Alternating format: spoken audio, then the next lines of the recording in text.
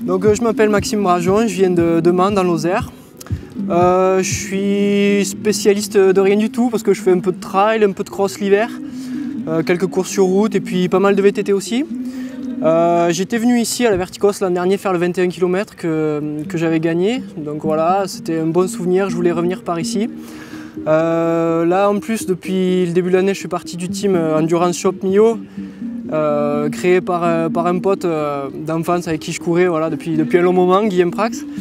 Et d'ailleurs je le remercie de son soutien. Et voilà, je voulais essayer un peu ce type de course verticale, là ça me tentait bien. J'avais jamais fait de vertical race. Mais ça s'est plutôt bien passé. La première course, première montée, où il fallait gérer bien la partie goudronnée surtout, je trouvais, et garder du jus pour la fin. Parce que sur la fin, de toute façon, ça monte tellement que tout le monde monte avec les mains sur les genoux, et puis c'est vraiment dans la tête, on va dire. Alors la première partie était dure à gérer, puis après l'attente entre les deux aussi, la pression monte. Je savais que j'avais juste une seconde d'avance sur Jérôme Ciotti. Et donc c'était pas évident aussi de se réchauffer, de se remettre dans le même pour la deuxième. En tout cas, c'est vraiment une très belle course, un beau sentier, un beau temps, un beau paysage, vraiment très dense au niveau des coureurs est très dense. Et puis voilà, on s'est régalé. J'espère que demain ça se passera aussi bien pour le 21 km. Donc cette première place, elle était vraiment inattendue puisque je suis vraiment venue comme en séance d'entraînement en fait, pour faire de la qualité. Et il s'agissait de faire une distance pas trop longue, 500 mètres de dénivelé positif par rapport à mon objectif des championnats d'Europe, c'est vraiment pas énorme vu qu'on aura 65 km et plus de 5000 mètres de dénivelé mi-juillet. Donc là c'est 500 mètres, on peut partir à fond et justement ça a été un peu mon handicap, je suis partie à fond sur la première. J'ai eu de très mauvaises sensations musculaires mais la veille j'avais vu mon masseur qui m'avait dit que vu le massage qu'on avait fait je risquais de ne pas avoir de jambes, donc je suis exigeante envers moi-même. Tout de suite j'ai été un petit peu déçue. Du coup, arrivée en haut, j'ai pris du recul. J'ai été accueillie par Bernard Balaguet de l'organisation qui m'a dit « Allez, relativise, c'est un jeu, t'as fait un bon chrono ». Moi, je voulais descendre sur les 23 minutes, je fais plus de 25. Et voilà, je me suis posée, j'ai dit allez, c'est une séance d'entraînement, ne te prends pas la tête, et je suis repartie plus cool. Finalement, une allure qui me décevait un peu, pour moi c'était lent, mais ça m'a permis de courir jusqu'au bout et de finir en courant sur les dernières marches.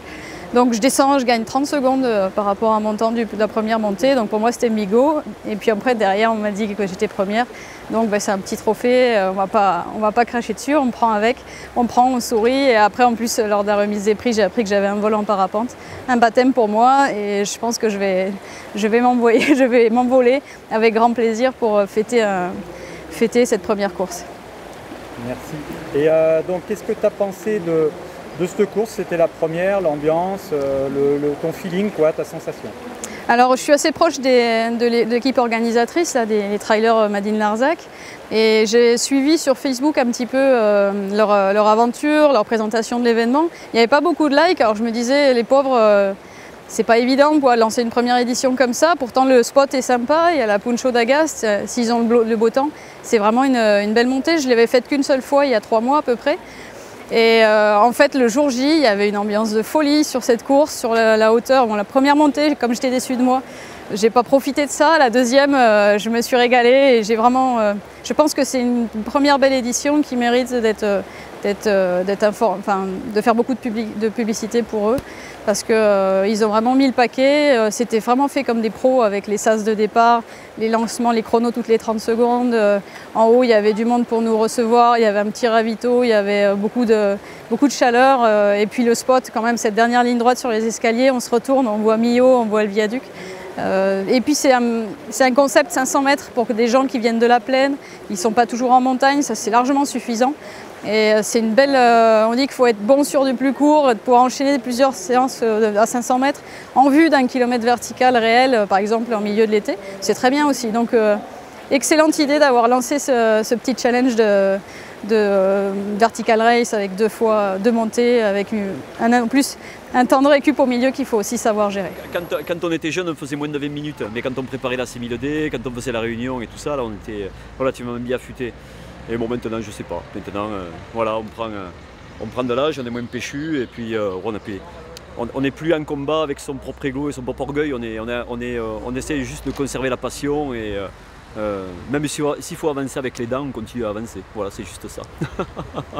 Et puis, je pense que l'idée de notre vie, c'est toujours rester passionné, avoir l'envie et ne pas s'identifier, je pense, à un temps, à des repères comme ça qui sont pas forcément dans notre construction personnelle. Voilà. Moi, le temps, la comparaison aux autres, tout ça, je pense que les autres nous permettent à un certain moment de nous faire évoluer, de nous faire avancer.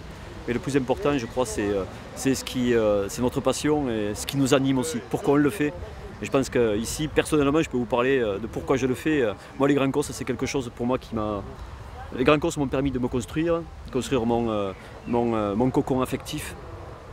Et en fait, dépenser une énergie physique dans un environnement qui est puissant, j'ai l'impression d'être un peu en osmose avec tout ça, avec cette espèce de puissance. Jamais je pourrais lui rendre honneur comme je voudrais, mais j'essaye de faire au mieux, de m'arracher tous les jours pour être heureux ici. Voilà. Donc c'est pour ça que je ne quitterai jamais Millau, c'est pour ça que je continue à y habiter, et c'est pour ça que je fais ma maison ici d'ailleurs. Voilà.